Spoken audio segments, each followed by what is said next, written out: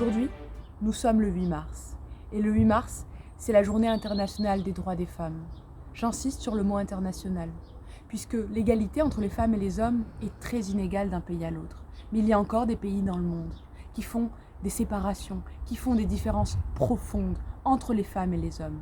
Alors à l'image d'Olympe de Gouges hier, des 33 premières députées à l'Assemblée nationale en 1945, ou encore de Simone Veil, faisons aujourd'hui que ce combat soit notre responsabilité.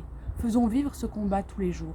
Faisons que le 8 mars, ce soit tous les jours. Le mouvement MeToo a permis à la parole des femmes de se libérer depuis plus de 2 ans, dans plusieurs milieux, le milieu du cinéma, mais également le milieu sportif.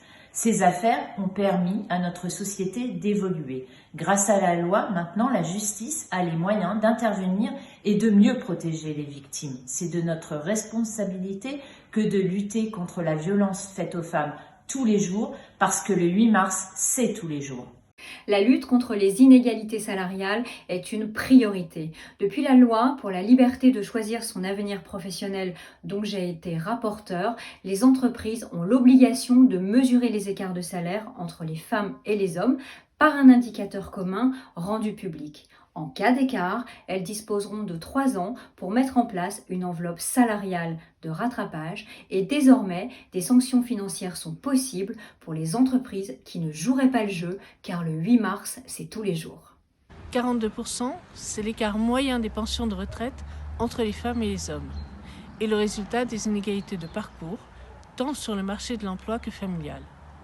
La réforme des retraites est une opportunité décisive pour agir concrètement sur l'égalité entre les femmes et les hommes. Dans le nouveau système, les femmes se verront attribuer une majoration de 5% dès le premier enfant.